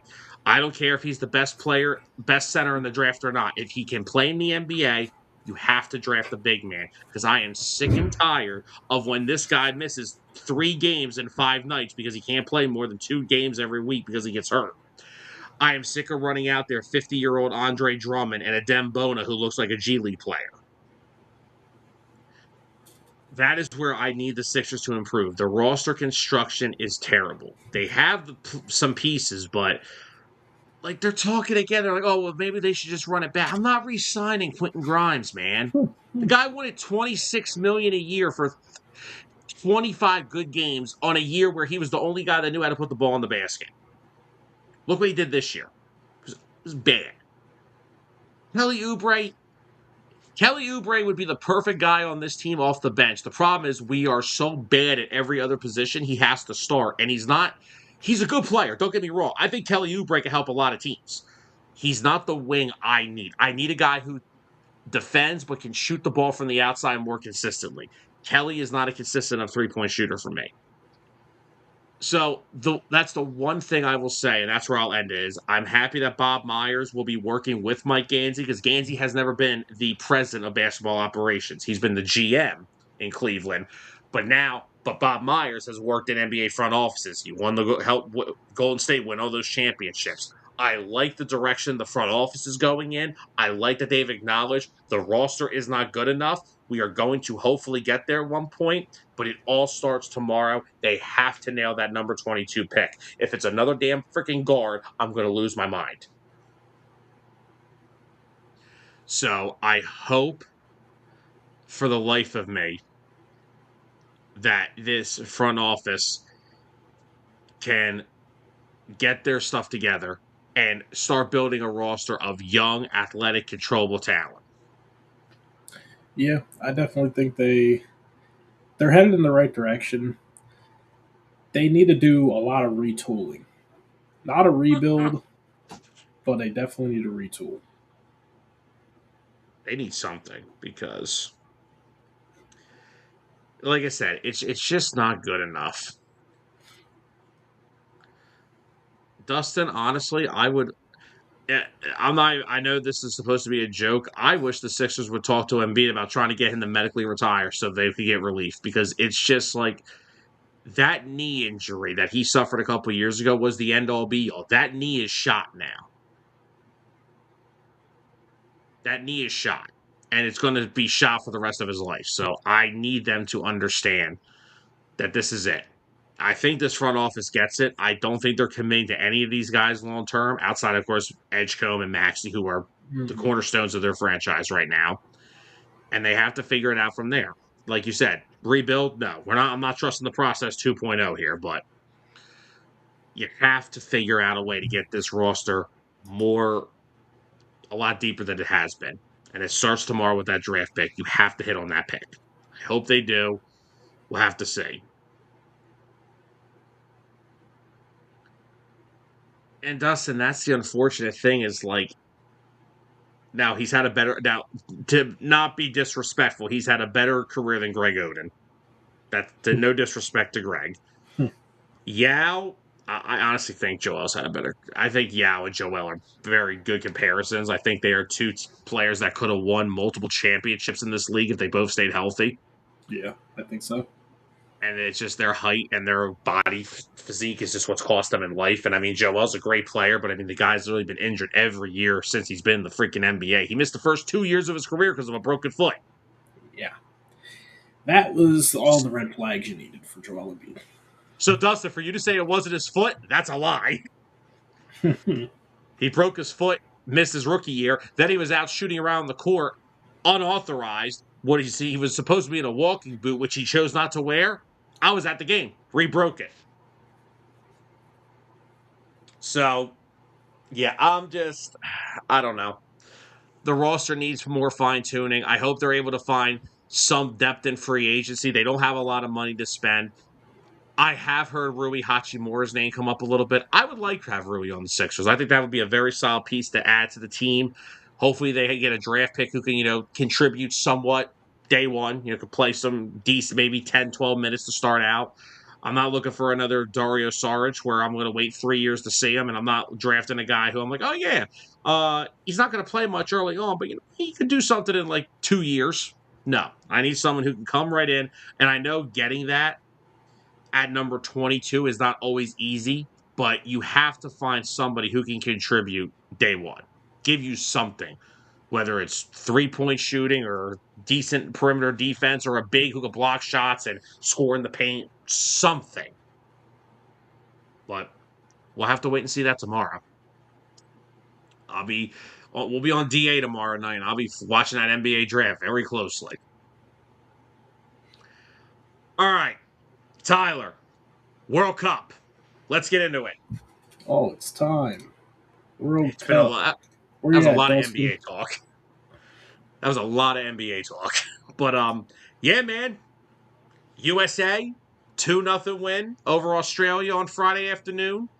Seattle was bumping. The crowd was awesome. Got a little physical in the second half of the game. I'll let you, Tyler, give some thoughts. Yeah, I mean, another great outing. A game that you come into without your captain. Well, not your captain, but the face of the team, Christian Pulisic, the name everyone knows. And they played a great game against an Australian side who did win their first game. And Australia was probably maybe second favorite to make it out of the group. They still have a chance to make it out, but with the way that the rest of the games fell for the United States, they have already won their group and they'll be heading over to the round of 32. But a great game. I mean, 2-0 win. You're not going to score 4 goals on everybody. But what I saw with them being able to keep a clean sheet, oh no. Oh, Yikes. we are done talking basketball. Please don't make Yikes. my night worse. Oh no, Zolt. No. Oh man. Anthony, I'm just waiting to see this. Yeah, although still waiting to see Ronaldo's second World Cup game from this year, but his first one, I didn't even know he was playing. He he had no impact on the game at all. A lot of people blame his teammates for not getting him the ball. Others blame him for not getting open and making himself available to get the ball more. I don't know. However you shape it, Messi's the GOAT. There is no Messi or Ronaldo debate in my eyes. It's Messi. Dustin said real quick, this is the first time in USA soccer history that they not only won their first 2 games of group play, but the first time ever that they have clinched the group with 1 game left. Also, they win on Thursday. Pochettino will become the all-time leader in USA history in World Cup wins. Looking at who the US could play in the knockout rounds, they have a great chance to reach the semis for the first time in history. Yeah, So they I did mean, they did win their group already. they did, yeah. From Let's go. because Paraguay won the game later that night, and then that's what made the difference from them already advancing out of the group to actually winning the group already. So let me ask you a question. So the group is clinched. So I'm not, no disrespect. Thursday doesn't really have any implications, right? It does and it doesn't. You could say it doesn't. I mean, it doesn't affect anything as far as advancing goes, but it has everything of keeping the momentum going heading into the elimination games. All right, so I wasn't asking about that to be. Well, I was just going to ask, do you think Pulisic plays Thursday night, or do you think they hold him out again? I think if we see Pulisic take the field at all, it may be coming in the last 20 minutes of the game Just to get him fresh. just to let him get that in-game feel again since he didn't play since the first half of the opening game. Yeah, because honestly, like I'll say, I thought they played well again against Australia. I thought they played excellent defensively, except for the final They maybe like did. 5 minutes where Australia was putting the pressure on, and there They was a were. lot of close. But that's honestly where your defense really shows you what they're made of. A lot of Yeah, teams would fold you under played a that great game by the pressure. way. Thank you. I know. I always do. No, someone who did play a great game again, Chris Richards. I mean, he is without a doubt our best center back, and he will be for a long time to come. And I want to pull up real quick his insane passing stat over the first 2 games here.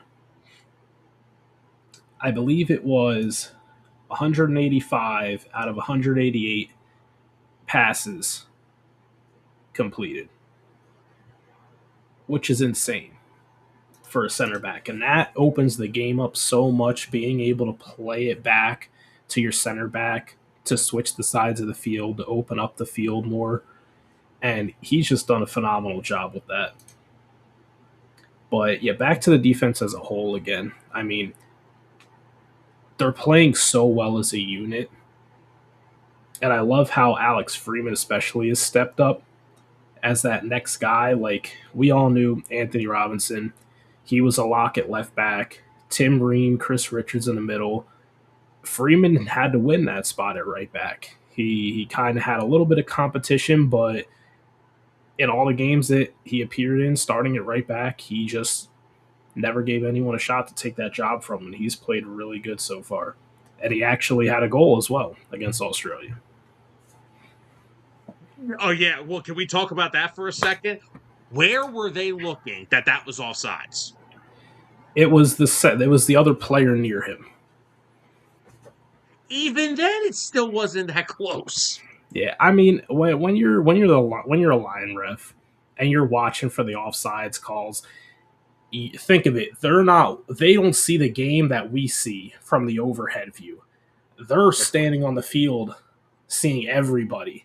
So it's easy to kind of, in the fast pace of the game, to get confused and to miss something, or think one player that was in an offside position was the one who scored when really it was the other guy. So this is why they have video review, which is amazing, so that way Oh they yeah, can figure these things out, and they can also go back and see if the on-field refs missed an offsides call. They can review that, or if there's a missed foul call, missed penalty call, they can review those as well, and vice versa. They can review to take those back and reverse them as well. yeah. And just real quickly, get into these couple comments here. Anthony said, "We never heard about men's soccer like this. It's always been the women's." Yup, Anthony, that's one good thing about this right now. The men's team's playing really well. So it said Thursday will be like beating the Browns. It really doesn't mean anything. Oh man. And Dustin pointed out that I don't believe Priest is starting Thursday. I believe Chris Brady is starting in goal, and Renee is starting. Pulisic will be out till the round of 32. USA will have some lineup changes on Thursday. And I mean, I could totally see that. I can. yeah, and I mean, Balogun's going to have to be careful because didn't he get yellow carded on Friday He did.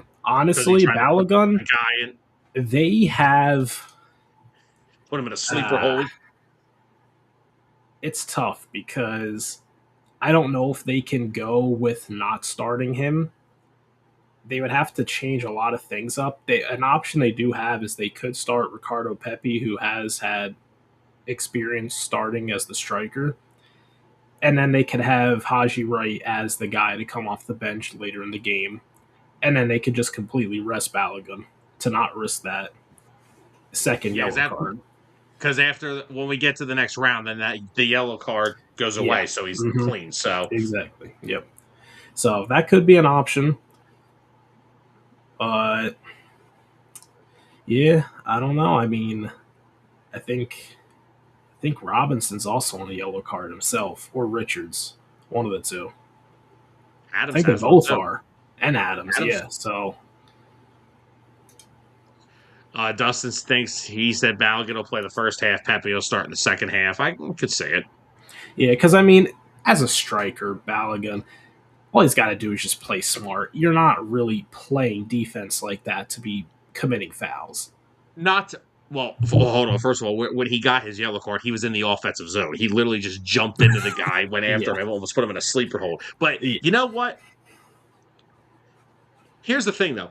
That Australia team was playing very physical in that second half. They were. They were. They had a chip They, on their shoulder, and oh, it got that's chippy, why all right. that's why it was impressive how the USA responded. They stayed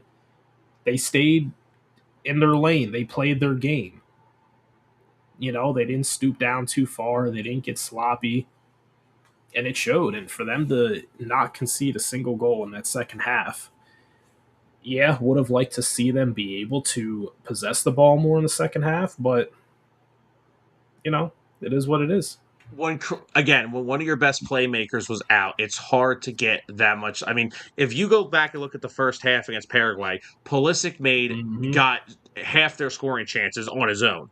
And like Yeah. you said to me on Friday, not having him on that side of the field to push the ball up like he's so good at it took some out of them.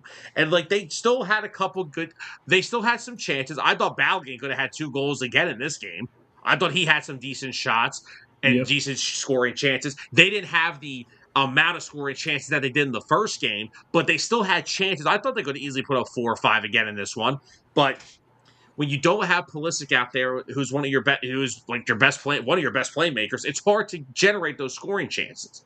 Yeah, And exactly. like I said, you still won the game 2-0. You still played a good game. I think offensively they played a lot better in the first game, but in this game they had to, a little more setback, a little more not complacent, but they played a little more defensive than they did in the first game. But again, when you don't have the chances to, you got the self goal off Australia early, so you got the lead early. Then you got the big one that we thought was going to be brought back for offside, which it wasn't. You still won the game. They're not Hmm. going to have 7 to 8 scoring chances every game. The competition's got to get better and better. So the fact that I thought they could have scored 4 goals in this game, and this fact that they still scored 2, they played well defensively. Now they just get through Thursday without somebody getting suspended, please. Yeah, which I think they will. Yeah. And also, like, honestly, I think a big reason why, because Pulisic's injury is a minor calf injury, they said. Well, after watching the referee cramp up in that heat out there, I don't blame them for holding Pulisic out this week Oh yeah, exactly. or last week. Yeah, maybe like I said, maybe he'll get some run in the second half on Thursday just to get him back in the game, give some game speed back to him. But we'll have to wait and see. But no, yeah, I thought they Yeah, played a good game. I thought they were a lot more. They had to play more of a defensive style, and they did. They got 2 goals, and they were able to hang on to it. And like you said, it was big not allowing another goal because yeah. Australia, man, that second half they were putting the pressure, Hmm. and I don't mean just on their offensively on their side. They were just getting physical with the U.S. Man, they were trying to knock them off their game. They were trying to get somebody to get yellow Yeah. carded, and unfortunately it worked. And of course it was Balogun, but Hmm. why did he jump up and try to put the guy in a headlock? They were going back and forth most of that second half. Yeah. And not to mention, the only thing I would say about this game is I felt like the U.S. That was another reason why I felt like a lot of it was early in the second half because also that was the other thing. Australia used their subs early. So they were trying to get back in the game in that second half. So the U.S. was going right up against fresh legs. So that's Hmm. another thing why that second half was a little more lopsided for Australia's side because they just started throwing their subs out and they were trying to get back in that game. But no, like I said, it's another good win. See if they can pull out a win on Thursday, even though, I mean, it matters, but let's still you don't want to lose, even though you don't need to win. You don't want to lose. You want to keep the momentum high. You want to keep playing good soccer. Oh yeah, Just go get a win on Thursday and get ready for the knockout stage. exactly. That's the goal. Keep the momentum moving, rolling into the knockout stage, and they should have a very favorable matchup in that knockout game. Trying to see if I could figure out who it might be. Probably not yet. Now we need some more results to finish up here. The U.S. would either play. Uh, you have no idea. He has no idea, Yeah, folks. no idea. No idea what that means.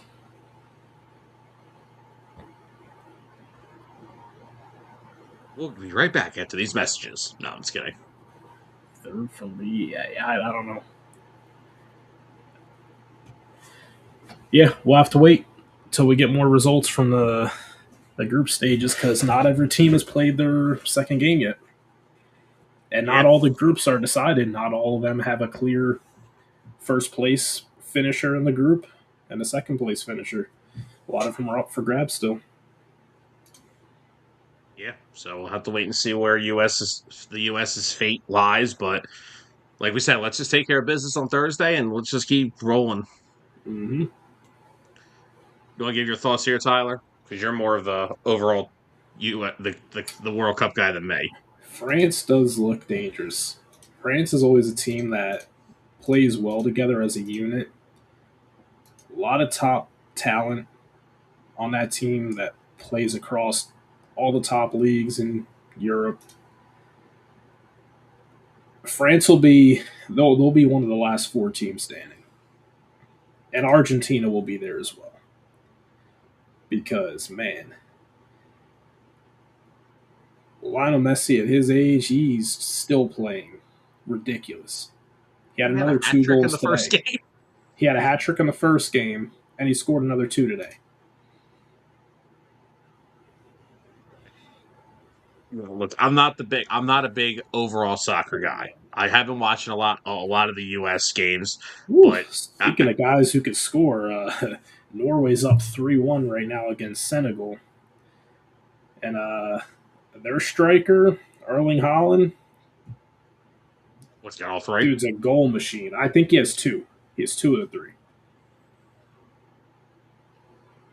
Yeah, two of the three goals. And he'll probably score another one before the game's over too. Yeah, Anthony.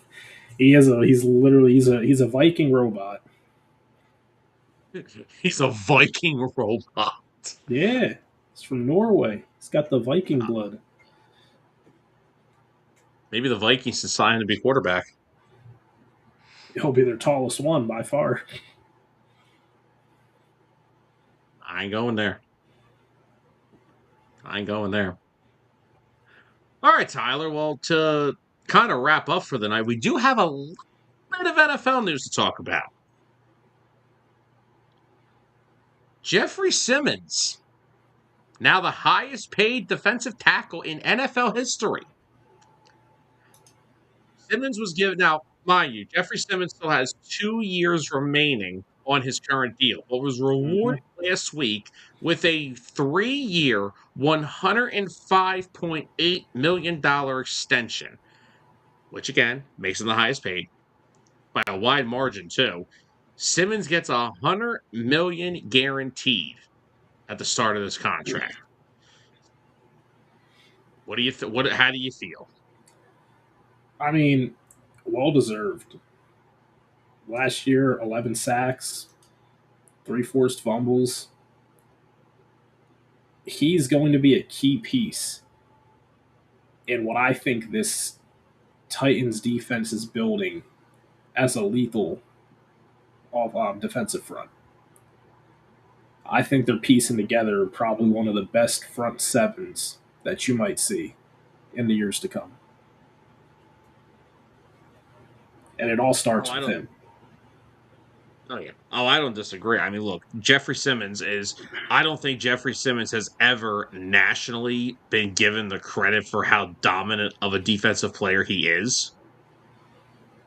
And the fact that he gets this extension now when I mean, look, he's been one of the faces of that organization since he got there. Mm-hmm. He's been loyal to them through all the crap that they've been going through over the years, through the playoff performances and the rebuilding years, which I mean, rebuilding in Tennessee, there's a lot of them, but he's stayed loyal. He hasn't really ever asked to be traded, and he is going to be one of the key pieces on a team that I think this year is really revamped. I think they have a chance to be pretty damn solid next year. I'm not saying they're going to be a playoff team, but I think that they have some things going in their favor. But like you said, he's coming off a career year. I mean, he's been in Tennessee for a long time now, but he's coming off a career year where he got his first team All Pro selection, and he had a career high 11 sacks. And this is all coming from a guy that honestly, before this offseason, was really the only piece on that Titans defensive line. Like the only other piece they've really had next to him over the years was Harold Landry, and he left. But now you Mm-hmm. go into this season and you look at the way they've revamped their. Well, first of all, let's start with the most important one. They hired Robert Saleh, who I think is going Yes. to completely transform that defense. Oh, yeah. Then just go to the defensive line alone. Not only is Jeffrey Simmons there, but he's going to have some help finally. They Mm-hmm. traded for Jermaine Johnson, Yeah. trading him, for, getting him from the Jets for Tavondre Sweat because they're changed to a 4-3. They drafted Keldrick Folk this in the first round, and I think he could be a very good player. Oh, and not to mention, they still own my favorite free agent signing of the offseason when they signed John Franklin Myers to play next to Jeffrey Simmons. So I think you're going to be I think Jeffrey Simmons had his best year this past year, the all pro selection, 11 sacks. With this whole new crop of defensive linemen, and they also added some depth behind their starters with, Solomon Thomas, Jordan Elliott, etc. What's stopping Jeffrey Simmons from having an even bigger 2026? You're right. Nothing. I mean, like you said, getting help around him. I mean, he could easily have definitely another double digit sack year.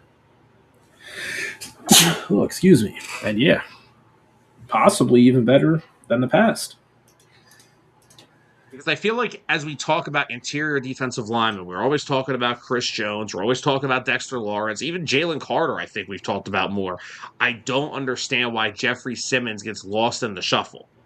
The guy has been one of the premier defensive linemen in football. And I know people in Tennessee love him. I know Titan fans are like, oh, we love him. Yes. But I feel like nationally, when do you ever hear Jeffrey Simmons be talked about? Never. No.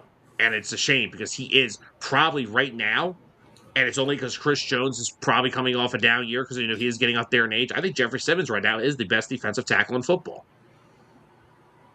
No, Jalen Carter's. No. Not right now, he's not.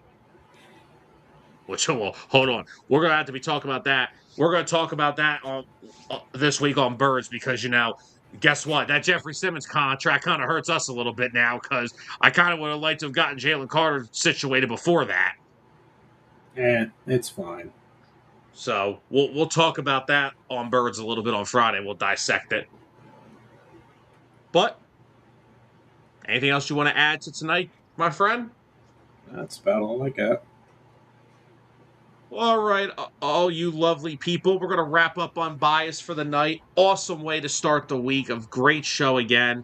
Real quickly, Anthony did just say, you think Puka Nacua will get paid this year or next year? Next year. The Rams are going to want to see some maturity out of him.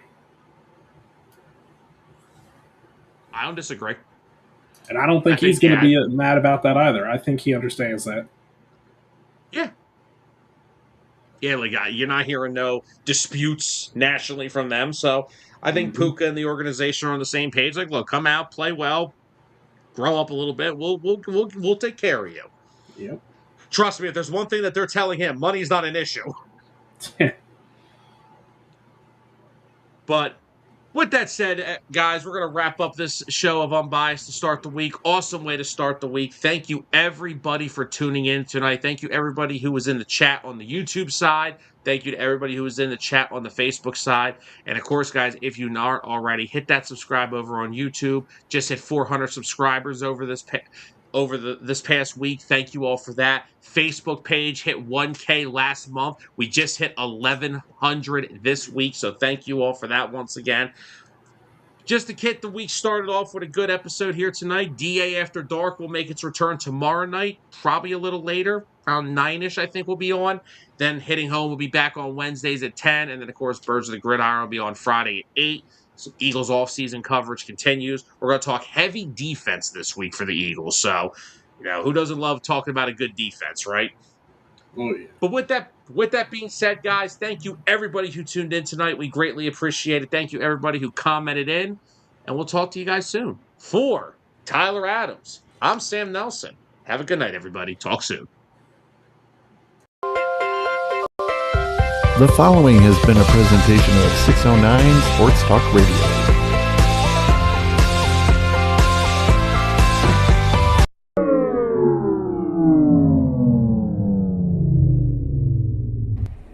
Sam, what did you do?